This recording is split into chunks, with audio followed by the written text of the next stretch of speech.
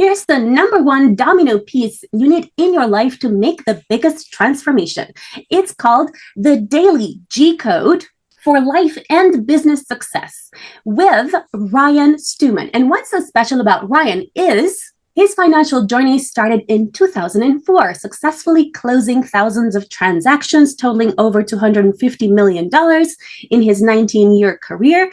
And he's the founder of multiple corporations, generating eight-figure revenues across industries like real estate and software. And he's currently involved in 63 companies, actively managing 5 daily. So the first question I have is, what's the secret to your success? Welcome to Awakened Titans podcast with Lily Patrascu. Mind-blowing conversations with influential business titans sharing how you can manifest abundance, love, joy, success through quantum awakening, quantum manifestation, quantum healing, quantum miracles, exponential business growth, and innovative products and services.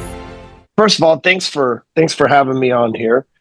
I don't believe that there is a secret to success, because almost everybody who's successful writes a book, goes on social media, creates a course. Like, they're not really keeping success a secret. People are trying to share it everywhere. It's that most people have this idea that there has to be a secret to success because it gives them an excuse not to just take the same actions of the people that we've seen become successful before. So the real secret to success is, having an idea and working hard and refusing to quit and executing on that idea. And that's the crux of it. And it's the same in my life. Every time I've had a setback, I've just worked a little bit harder to get through it. It hasn't been I figured out some secret way or some way to sidestep the process. I just worked a little bit harder,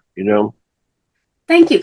Tell us about, how did you come up with the Daily G Code as a secret to creating routines and habits that work in order to help you become a more productive entrepreneur? And it's not just about being an entrepreneur. I mean, money is important, right? It's like we have on this planet, we have like the sun, the stars, the clouds, air, and everything else costs money. So money's obviously super important.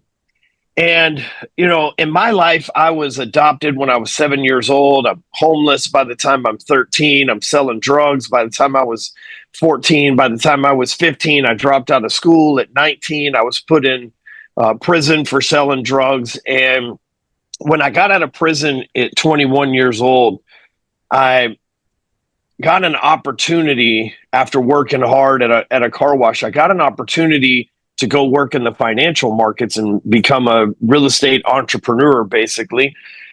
And I became wealthy, became a millionaire, and owned about 30 properties. And my house got raided. Police thought I was selling drugs. I wasn't, but I had a gun in my house. And so, long story short, I ended up going back to prison and doing another 15 months in prison for a gun. During that time, I got divorced, lost everything, walked into prison a millionaire, and walked out with nothing, literally, and moved into a halfway house.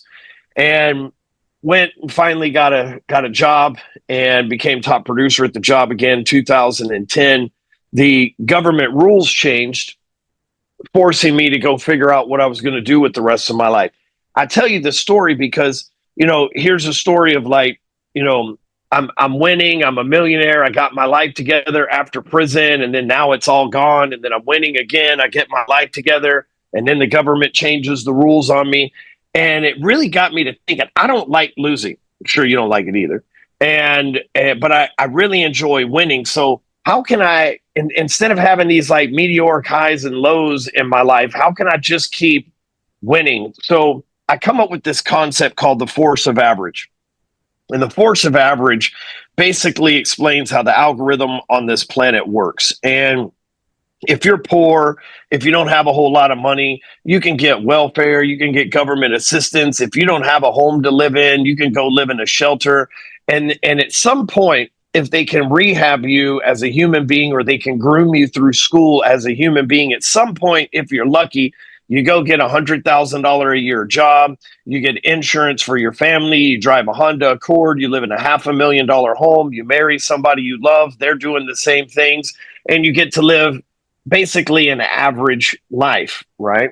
But what happens is those people that are living these average lives, they're not able to chase greatness because they're trapped. They got a family of four. They need insurance. They've got a 401k that they've been building for 10 years. They can't just leave their job. They can't just go take the risk. And so it manages to trap most people in this average.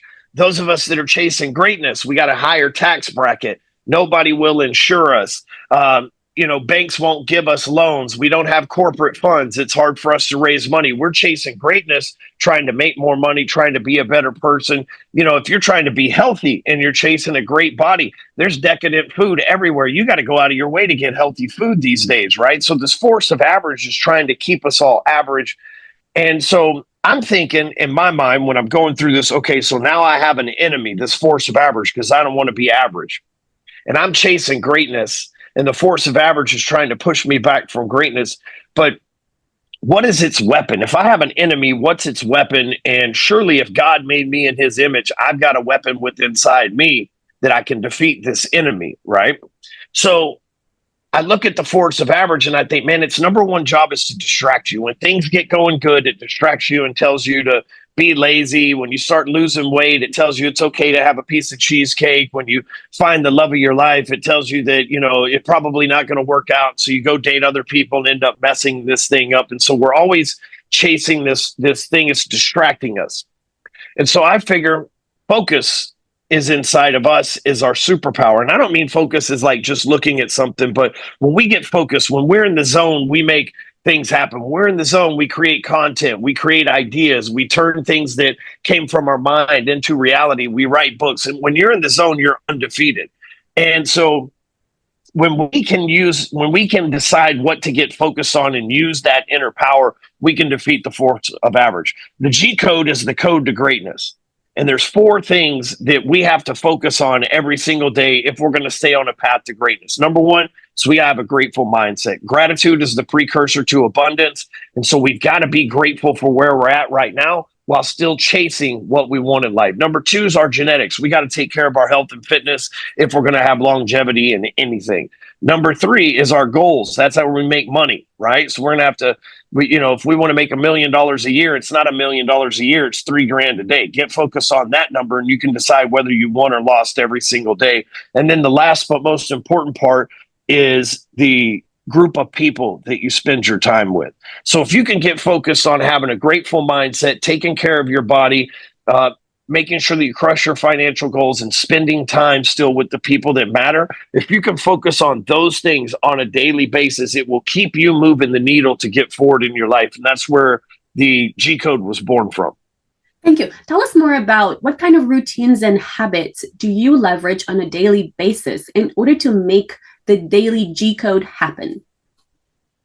Well, I like to do the things that are going to be hard for me first thing in the morning. So for me, I wake up, we have an app. You can go to dailygcode.com and get our app. First thing I do is I wake up, I write 5 things down that I'm grateful for inside the app there so that I can track that. Next thing, I'm going to get ready and go to the gym. The gym is probably the hardest part of my day because I'm in there sweating and I have a personal trainer. So he's pushing me really hard, usually leaves me tired for the rest of the day. But I'm going to get that out of the way first thing. From there, I'm usually in the office about 10 o'clock till 6 to 8 o'clock at night. So 10 in the morning, 6 to 8 o'clock at night, running the companies, shooting the content, doing those kind of things. But my whole day is managed by a schedule. As like an entrepreneur, we don't really have a boss. We have people that we are held accountable to, our employees, maybe our management board members, but we don't have a boss telling us what to do. So my calendar is laid out every day, every 15 minutes on things that I got to get done during the day and the time that I've allotted for them to get done. So I spend my entire day knocking items off of my calendar and adding items in the future to my calendar when I can get them done as new things come in. Thank you. I notice group is a big part of your routine. So I wonder about how your current network, your mastermind networks, your student group, how does that contribute towards your success and your client's success? Yeah, there's a famous quote in the Bible. It says, if one can put 10 to flight, two can put 10,000 to flight. And so when you can get with good people that are smart, that are brilliant in doing their thing in their own lane, and then like maybe one guy's really good at running ads, another guy's really good at sales, and there's a woman who's good at design. And when you can get all of those people in the same room having those collective conversations, yes. So I get to sit in the room as these high level and high achievers are having these conversations. So it's been a huge blessing for me because I've got to listen to conversations I typically wouldn't listen to. So it's been a huge contributor to my success because I get to maybe listen to a coaching call or sit in a room and listen to people. And then I can go take that back to other people who weren't in the room as well. But having a network, like what I've set myself up to do, is have a person that can provide any service or product anywhere. Because when you become the person that everybody goes to, hey, who's your person for this? Who's your person for this? Then I'm controlling lead flow to the people that I like the most as well, which creates value for me to be able to sit at those tables and bring something to the table. Like, what does Stewman bring to the table? Not just intelligence or finesse, but like the dude's bringing us leads. He's bringing us business. He's actually helping us grow here, which again, just allows me to have even more value that I can bring to the table. Thank you. Now, I find that having the right network is so important. And I wonder about what are the top ways to bring qualified, high quality leads to your business for any entrepreneur that is seeking to optimize their network with people that are actually have the money to pay for what they are looking to sell and also have an interest in that particular thing and are willing and able to do it as well. Yeah, the big misconception, I started the social media money making industry. Like back in 2008, when I was doing this stuff, nobody else was doing it. There were people that are famous now that were still doing their jobs, but nobody was running social media the way that we were making money from it. And it started in the financial world.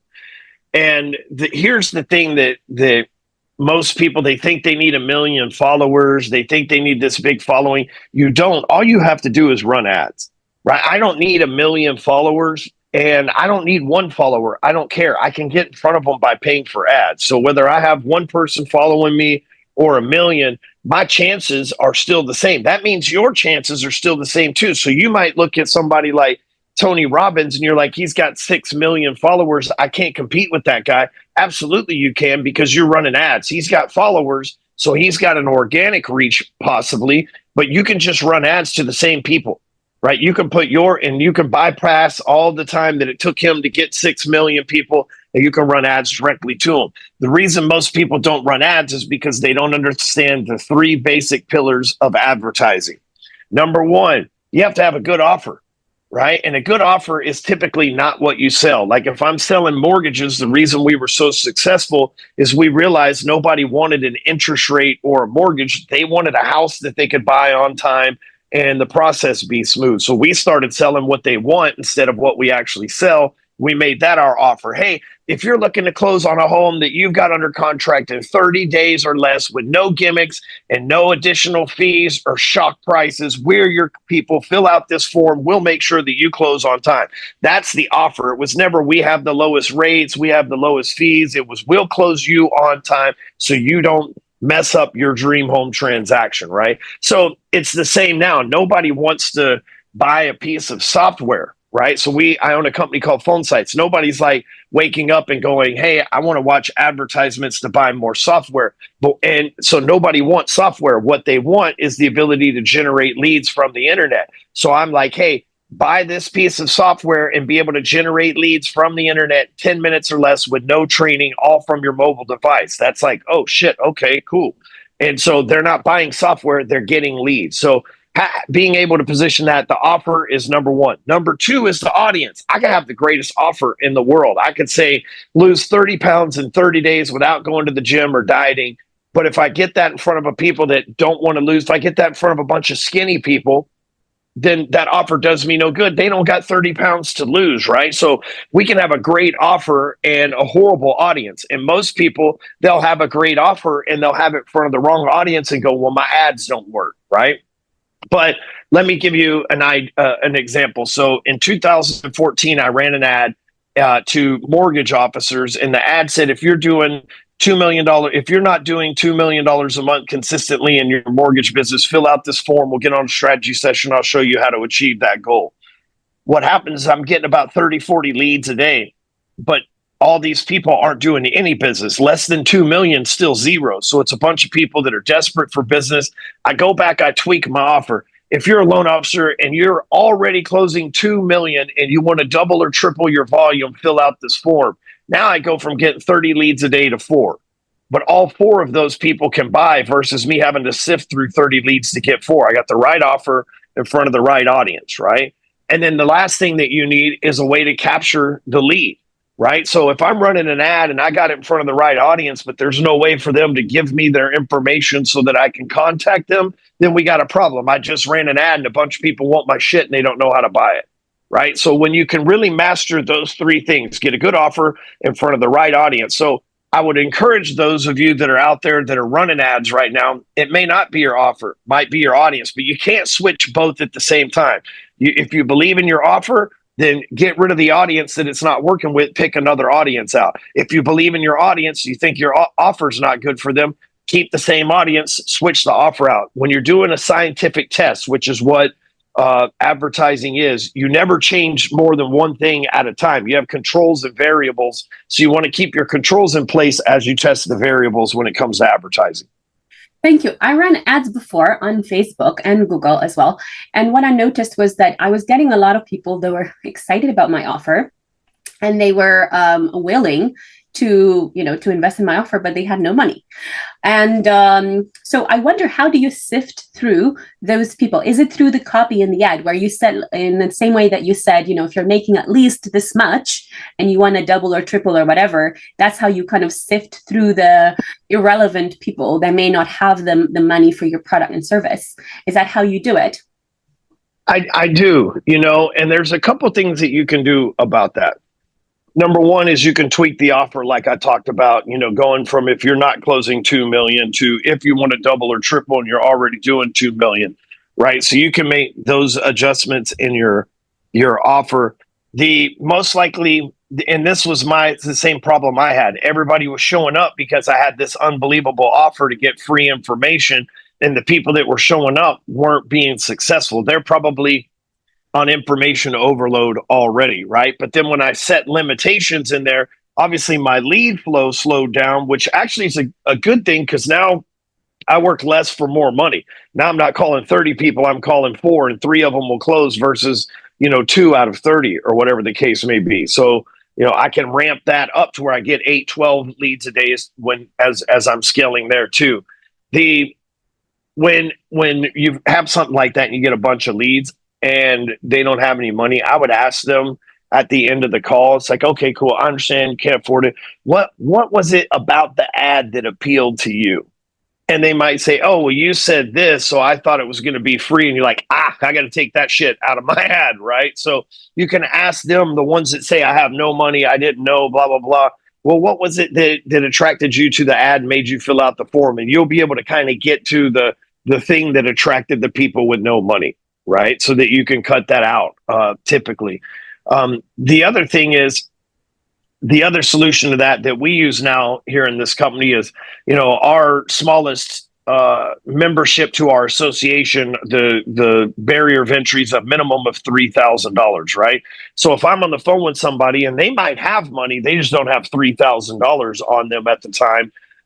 What we do is we have digital products that cost less money, so they can buy a digital product for $500, $1,000. Maybe they don't have $3,000 today. Then what we do is if they come back in a couple months, 3 months, we'll credit that $1,000 they spent towards their association dues when they upgrade. So if you're getting a bunch of people that couldn't afford your main offer, maybe you have a down sale that's about a third of the price, so that at least every call that you get on, you have an opportunity to make a couple bucks from it, so you're not working for free. Thank you. Is there any way to leverage AI marketing in order to significantly increase the number of leads or the conversion of the leads? You can have Chat GPT analyze your list. You can ask it for ideas and similarities. So you can absolutely, and I'm sure there's even better systems out there than Chat GPT for that stuff. We just actually had it analyze our list and tell us who our best clients were and what brought them in, what our best performing funnels. So, the idea in business is to not make a decision based on feelings, like I feel like this will work or I feel like this one should be doing better. The idea in business is to look at a spreadsheet and go, it's proven that this one's working better. We're putting the money or doubling down into these efforts, right? So. Thank you. Tell us about the software that you mentioned earlier that you're part of, the company of, and how do you leverage this software in order to help clients to attract more leads or to close more leads or to do marketing? Yeah, so I'm not a big tech person in the sense of like building a website or coding stuff. And in 2010, we started selling funnels on WordPress, and then companies like ClickFunnels and Lead Pages showed up, and they were good in the beginning, but as more tech got involved, it became harder to make a website just for a regular person like me. If you're an internet entrepreneur, you're loving the stuff, but somebody that just needs to kick out a funnel or a website or a video to the internet, it was hard, right? And so I created something for my clients and myself called Phone Sites, to where we can make a website in like 10 minutes with no video training. It's like the iPhone of websites. This was 2017 when we first started developing it. We launched it in 2018. And again, you can log into it. You don't even need a desktop. You can build a website from your mobile phone. You don't even have to have a laptop or a desktop to be able to do this. It's super fast. And I'm looking right now, our clients have built 281,000 websites and generated 2.4 million leads using our software. So we actually have it to where we have AI tied into it, to where AI will write all of the stuff for you that goes on the website. And we're shifting towards being able to talk to it and be able to tell it what you want, and it come back with your website just from the feedback that you gave it. Thank you. But I don't understand. Where do the clients actually come from? Is it from paid ads that are led onto that lead page? It is. Yeah, so paid ads or social media or SEO. So yes, any way that you would send traffic to a website, same thing. Okay, perfect. Tell us more about how entrepreneurs leverage their being part of Apex organization that you founded. Yeah, so I created Apex because I don't want to be like everybody else where it was like the Ryan Stewman show. Ryan Stewman's Inner Circle, Ryan Stewman's Boot Camp. I wanted something that after I'm dead and gone, it still lives and there's other leaders. And so in Apex, yes, people are getting trained and people are learning and people are networking and people are getting referrals and leads and all of that. But we're developing leaders constantly within Apex that stand out and lead the community, because it isn't just about me. So when someone has their shirt with Apex on, which we see all over the internet, or a hat with Apex on, it's a badge of honor. It means that somebody stands for having responsibility, having integrity, being a servant, and committed to a life of excellence that is really a representation of what winning looks like at all times. And we've ingrained that in our culture so much that everybody knows what it means to be Apex. I always tell people, hey, don't let me see you in your pajamas walking through the airport with the Apex hat on. Like, that's not what winning looks like. Winning looks like somebody who's clean cut, ready to have a conversation with the billionaire that might sit next to him on an airplane, and in having that association and being able to walk into a room. I had a guy the other day, like 2 days ago, tell me, hey, I was in the gym. There was a dude in the gym wearing an Apex hat. I went over and said hello to him, got his phone number. We're like instant best friends now. So people seeing each other in this gear also is like, oh, you must be an entrepreneur that's committed. You must be a core value driven entrepreneur. I know what that sign means. I'm one too. People make connections all over the world because of it. Thank you. How do you suggest entrepreneurs attract high net worth individuals to their organization in the same way that you have? Yeah, being the guy that started most of this social media stuff, I've worked with a lot of celebrities and a lot of billionaires over the year. And it's just like I said, having to be able to bring something of value to the table. Every time I've shown up, people always say, how did you connect with Ed Milet? How did you connect with David Goggins? How do you know Andy Frisella? Or how were you working with Grant Cardone back in 2010? How are you working with the guys on TV? Like all of these influencers and business people. And the truth is, like, I showed up with something to offer. I've been really good over the last 14 years of positioning myself to where I can help anybody with anything. Now, whether I want to charge for it or whether I want to make money for it is at my discretion as a business owner, right? So if normally maybe I might charge somebody $10,000 or $20,000 for a service, but there's an opportunity for me to provide that service for, let's say, someone like Ed Milet and leverage that relationship to get way more than 20 grand, I might do it for $10,000. Cut him a hell of a deal, over deliver on the project that I'm delivering to him, shake his hand, become his friend. Now all of a sudden he's sending me referrals because I brought something to the table. I set up a Facebook group 10 years ago. So in 2014, December of 2014, it just turned 10 years old. And it's called Sales Talk with Sales Pros. There's 100,000+ people in there. Every day somebody makes a post and they say, who in the group sells insurance? Who in the group sells Fords? Who in the group is a mortgage broker? Who in the group is a real estate agent in Des Moines, Iowa? Whatever the case may be. I could let that go to a group of 100,000 people, or I can screenshot it and send it to someone in my network and say, hey, since you're Apex and you're in Iowa, this dude's looking for a real estate agent. Tell him I sent you and gave you his information, or reach out to him. Now all of a sudden I'm a valuable person that to everybody, whether it's the billionaire, whether it's the influencer. Like when Ryan shows up, he typically calls with money or a lead or something that's going to benefit. So they want to take my phone call. I rarely ever ask people for money. I rarely ever ask people to donate to a charity or do any of that stuff that a lot of these other guys do. Usually when I'm reaching out to somebody, I'm like, here's a way for you to make some money. I'm going to take a little bit off of the top too. Right. And so being a person that's created value for those folks, I've helped David Goggins, more than 10x his speaker fees. I helped Andy Frisella and Ed Milet grow Arate. At one point I was their top affiliate on there. So of course they're going to want to give a little bit extra attention or make a seat at the table or invite me to a special event because I've gone above and beyond to serve them, which is one of our core values, by the way, service, right? So I've gone above and beyond to serve them and earn a spot so that when I show up, I'm not the guy that's bugging them. Hey, I need your attention. I need your attention. Instead, they come over to me and they're like, dude, thanks for everything that you've done for us. Is there anything that we can do for you? Works better that way. Thank you. Would you say that the bulk of your network is created through paid ads, or is it a combination of paid ads, referrals, and other things as well? And if yes, what other things seem to work very well? Yeah, most of it's referrals, but we have a big network. We've had over 84,000 people buy our products. And so that's a lot of customers. That's the size of a very large corporation's database of customers, right? So we've had a lot of people buy our product. Most of them are referrals. Somebody comes in, they lose weight, they start making money, they get their life together. Other people that know them say, what the hell's the difference to you? What are you doing differently?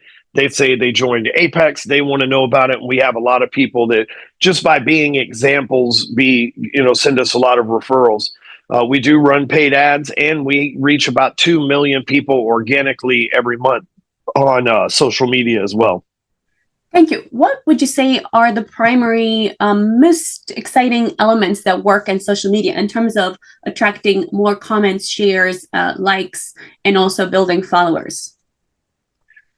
All that stuff's cool, building followers, kind of like I said before, building followers and all that stuff.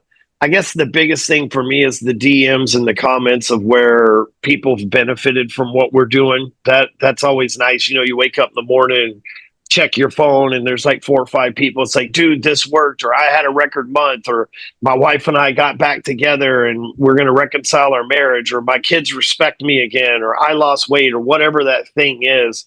And so that's pretty exciting. The other thing is seeing new people come in. You know, like a lot of people that are running big social media don't look at it this way, but somebody may come and see my post and say something negative. And most people are like, oh, this person's an a-hole. I don't want them on here. I'm like, oh, they're new. They don't know yet. They're going to get to know me and they're going to love me. They're over here saying something smart ass because they think I'm like everybody else, but they're new. And so I get excited about seeing new people come on board too, because I know within a couple weeks or at least a couple of months, they'll be singing a different tune. They'll go from this guy's blah, blah, blah, to like, oh, he got a lot of points he actually makes. Oh, okay, I see a lot of the people that he's dealing with. So that's exciting. You know, I probably have spent more time on social media than anyone. And I don't say that lightly, but for 16 years now, I've basically been on the shit all day, every day, running a complete business from it. So I've got a lot of social media practice at this point. Thank you. What would you say is the winning strategy for managing to reach 81,000 entrepreneurs to actually, become paying clients, and also many more impacted in terms of, having their lives changed, and in terms of, reaching millions of people overall through your own impact, and also through the impact of the people you are personally touching with your training and your personal values as well? Yeah.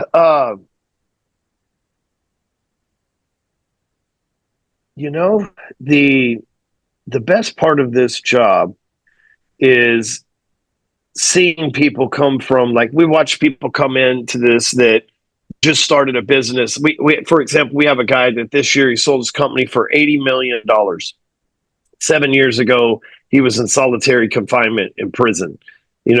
Got out 7 years ago, got with us 4 years ago, scaled his business, saw another guy that's in the apex sell his business for 150 million. And at that time, imagine, like, you didn't even know your business was sellable and you just met somebody who sold the same business for 150 million. And yeah, the business was a little bit bigger, but you're all of a sudden that unlocks a new identity in people, because that guy's thinking, okay, cool, I'm gonna be in construction for the rest of my life. This is just what I do. It's good money. It's all good. To meeting somebody's like, wait, you sold a construction company for how much money? I didn't know that was possible. All of a sudden, that's what we call the thermostat, right? Like a thermostat, when you set it, if you set it on 70 degrees, if it gets 69, the heater will kick on and it'll put it back to 70. If it gets 71, the AC will come on and it'll kick it back to 70. Most people, they are set somewhere around 70 with their personal thermostat, a certain amount of money, a certain amount of work, a certain lifestyle. And occasionally you meet somebody who changes your thermostatic setting. You meet the guy that does the same thing you do that just made 100 million. You're like, I didn't know that was possible. That changed my entire life. And so that's been a huge deal for me, is getting people together, the people that haven't done it, didn't know it was possible, with the people who have done it and have made it possible, and showing the people who didn't know what was possible, what's really possible, watching them make that a reality.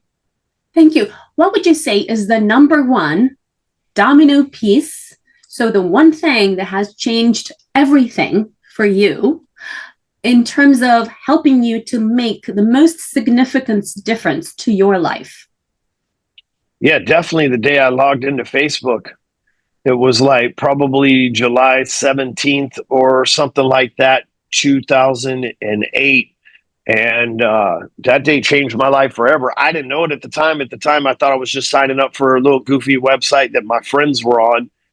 And I had no idea that, 12 years later, I would be here in an office building, living a dream life, private jets, hanging out with celebrities.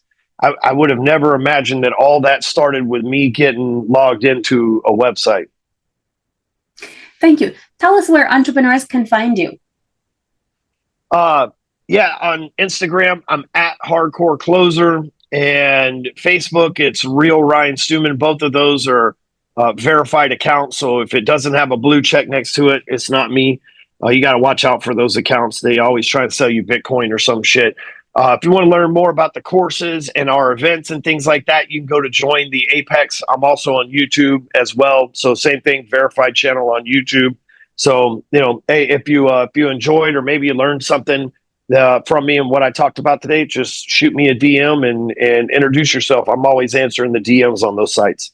Follow us for more interviews with world's most influential business titans, providing you with the insights to awaken to your full potential so you can get paid to be yourself, find true happiness, and manifest anything you desire.